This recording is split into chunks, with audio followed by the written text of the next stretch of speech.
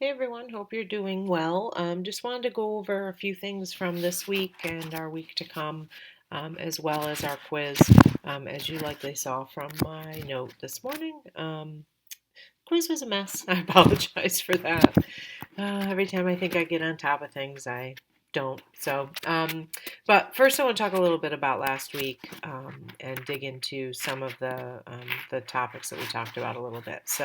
Um, Mission, vision, values, codes of ethics, codes of conduct. I think I responded in the discussion a little bit too about codes of conduct and any of these things, codes of ethics, whatever, mission, vision, values for that matter.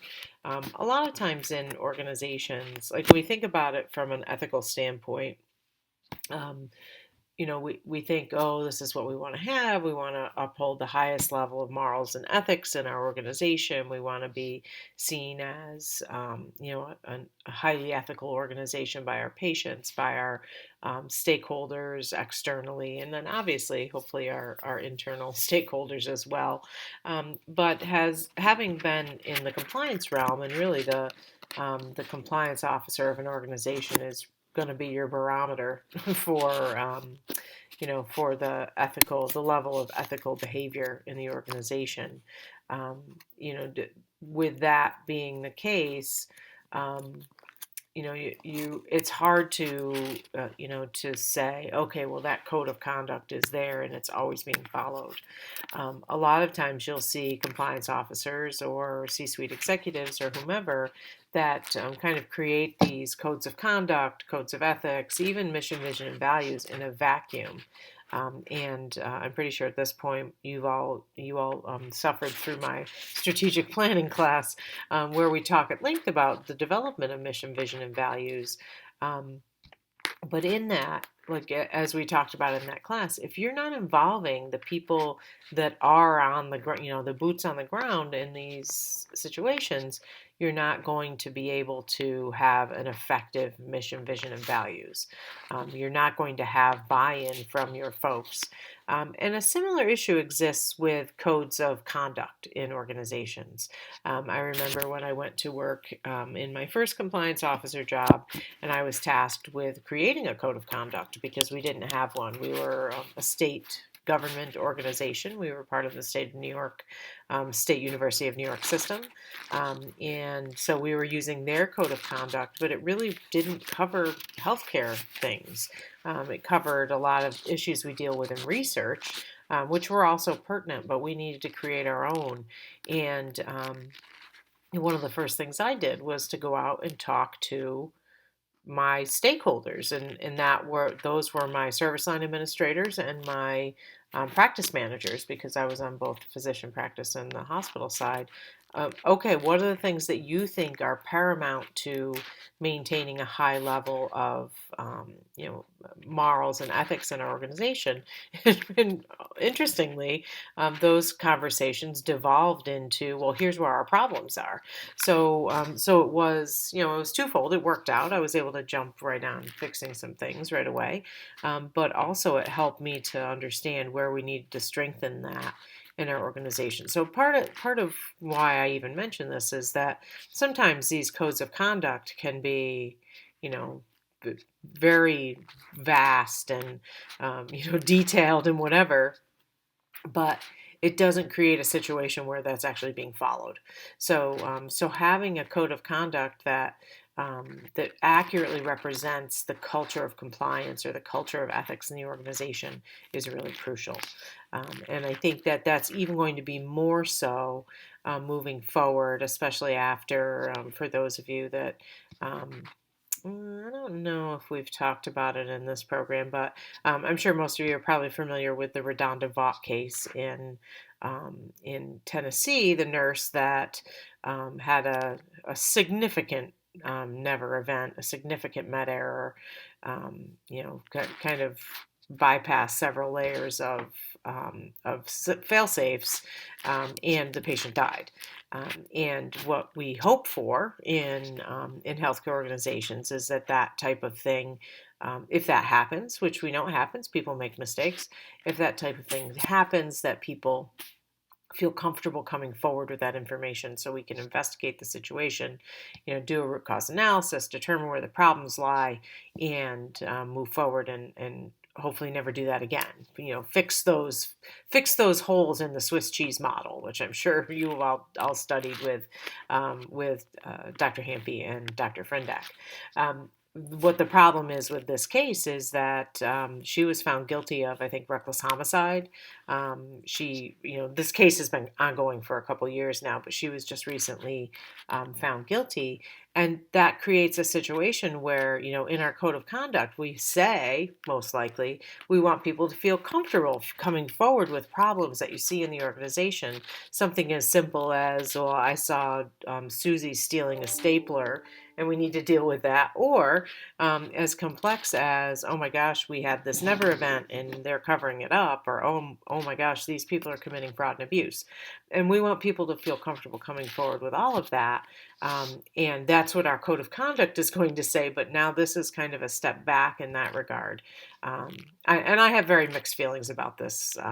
As a non-clinical person, I have very mixed feelings. I know that there are nurses that feel very strongly in support of this nurse. I have very mixed feelings. I'm trying to quash those to show the importance of the ability to come forward and report these types of things, as opposed to getting the handcuffs thrown on you and you get thrown in jail. So we need to find a balance there between what are we putting in our code of conduct that's not something that is going to be a lived cultural element, and what are we actually doing in our culture? And we talked about this in the strategy class as well. Culture eats strategy for breakfast. So one of my favorite sayings, and one certainly in the compliance realm and also in the patient safety and quality realm. If you have a culture that allows for people to come forward, make complaints, deal with issues, get things fixed, you're going to be in a much better situation than just writing a strategy and not being able to implement it. So that's that. That's one of the reasons that we really talk about that a lot in this particular week. Obviously, this week we also talked about the different codes of ethics, codes of conduct. People shared different options there. Looking forward to looking at the case study. I have not taken a look at it yet. I haven't looked at any of the answers yet, but I'm looking forward to taking a look at that. The quiz is a mess, so I'll talk about that in just a second. Let me flip forward to week 3 and see. Let's see what we need to talk about here. So in this case, we're talking about kind of administrative ethics. So things like conflict of interest, dealing with others as an administrator. So we see, we certainly see situations where there is maybe a bioethics issue we can look at, and we'll look at some of those as well. But think also about administrative ethics. When is there conflict of interest? Dealing with staff, dealing with patients, dealing with other outside agencies, those types of things. So really kind of your personal, professional healthcare obligations, those kinds of things from an ethical perspective. So we'll talk about that this week. We have a short case study for discussion. We also have an individual case study that won't be, obviously, not one we're doing as a group. I've hidden the quiz, like I said, although I did just review it and it looks okay. I just bombed on the first two, had bad questions in both of those. But so as you have any questions this week, please just let me know. I think I had put in the message, I'm dealing with what seems to be a fairly mild case of COVID diagnosed yesterday. So I'm hoping that I won't have any setbacks and I'll be fine and around this week. But if for some reason you can't reach me, just let me know. Let me know. Obviously, if you can't reach me, you won't be able to let me know. If you can't reach me via email, let me know via text. My text is in the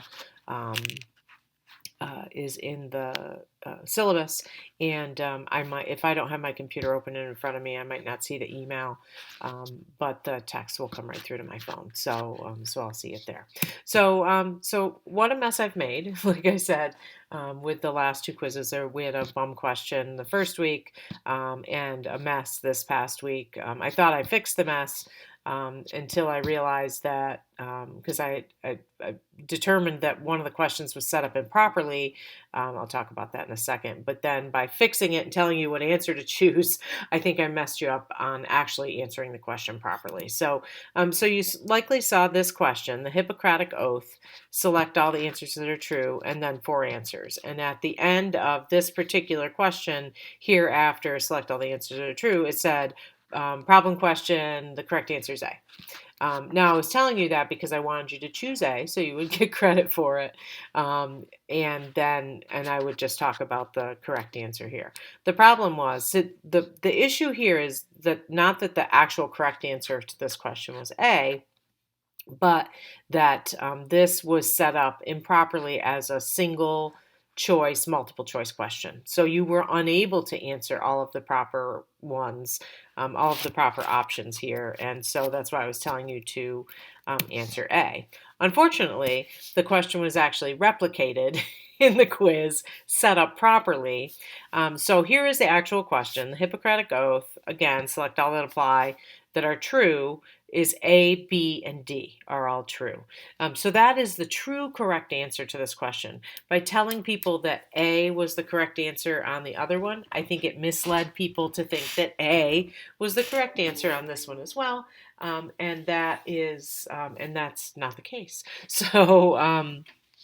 So in this instance, I did give you credit back for both of those questions. But let's just talk about the actual content here for a second before moving forward. So the Hippocratic Oath, I think everyone knows what it is. It's kind of the official code or oath of ethical behavior, moral and ethical behavior for physicians, created 500 BC, so many years ago, long before for what we see now as as modernized Western medicine.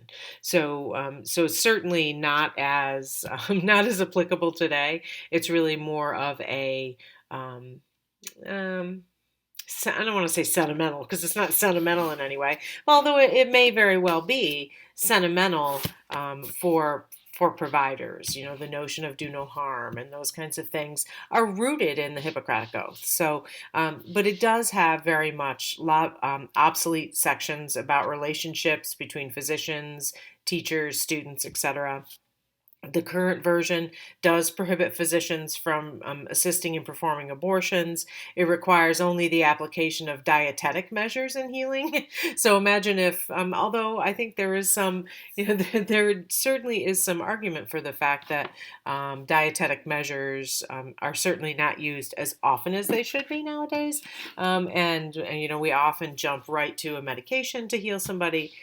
Or a surgery, when a lot of times we could use a nutritional approach, but we certainly can use more than just a nutritional approach and think about a situation of an infection or who knows what, where you can eat all of the vitamin C you want, it's not going to help. So that element is also